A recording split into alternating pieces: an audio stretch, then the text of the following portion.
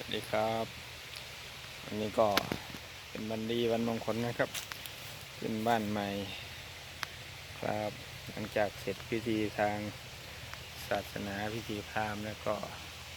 วันนี้นะครับก็ได้บุกเข้ามาในป่านะครับมีน้ำตกด้วยครับได้ยินเสียงไหมครับเสียงน้ำตกนี้เราอยู่กันที่น้ำตกคำหอมนะครับอำเภอภูพานจังหวัดสกลนครนะครับมีเสียงน้ำตกนะครับครับบรรยากาศน้ำตกครับ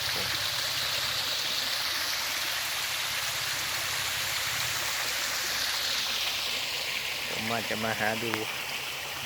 ปลาสักหน่อยว่ามันจะมีปลาให้ดูไหมนะครับโอ้ระวังลื่นนะอาจจะลื่นเดินเข้ามาที่เจอปลาแค่ตัวเดียวว่ายน้ำนี้ไปแล้วครับบรรยากาศวันนี้มาฝากพี่น้องนะครับบรรยากาศแบบสดชื่นนะครับบนลานหินครับธรรมชาติสดชื่นมากครับสูดอากาศสักหน่อย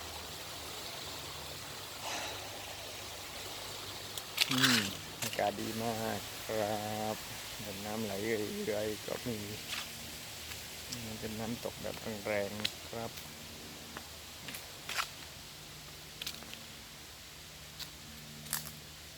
เราจะมาหาดูปลาสักหน่อยบรรยากาศครับมีน้ำไหลแบบเอื่อยๆครับโอ้เจอแล้วยังไงปลากั้งน้อยปลาช่อนภูเขาเห็นไหมครับนี่เลยโอ้โหตัวเล็กมากเอาแบบใส่กล้องหน้านะครับนี่นะครับปลาช่อนภูเขาหรือว่าปลากั้งตัวแค่นี้ปลาช่อนภูเขาตัวเขาจะไม่ใหญ่มากนะครับตัวประมาณนี้นะครับเจอแล้วมันตัวเล็กมากออกไปแล้วนะครับเราจะหาตัวใหญ่สักเท่านิ้วก้อยเท่านิ้วชี้นิ้วโป้งก็ไม่มีนะครับปลาช่อนภูเขาก็คงจะมีอยู่แหละครับแต่ก็คงจะ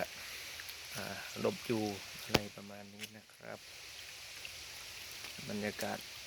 ป่านะครับมาฝากก็อยู่ในป่านะครับมีน้ำตกมีลานหินอย่างนี้นะครับบรรยากาศโดยรอบๆเข้ามาแล้วก็รู้สึกสดชื่นมากครับไปสำรวจต่อสักหน่อยนะครับไม่อยากเข้าไปลึกมากกลัวหลงทางครับเสียงน้ำตกตรงนี้ก็ตกแรงครับเป็นชั้นมา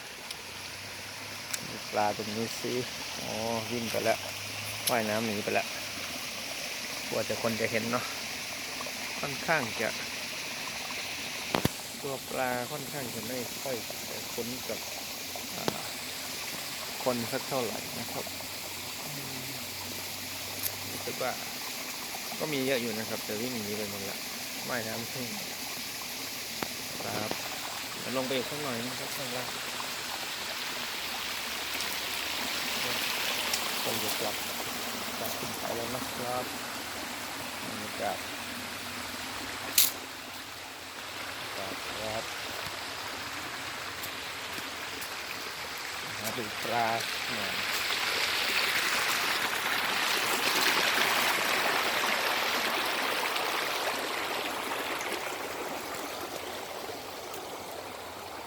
นี่ครับปลาช่อนภูเขาปลากั้งนู่นครับโอ้เยอะอยู่ 4-5 ตัวนิ่งๆนะครับครับมีปลาช่อนภูเขาหรือว่าปลากั้งครับนี่ครับเราจอดอยู่ตรงนั้น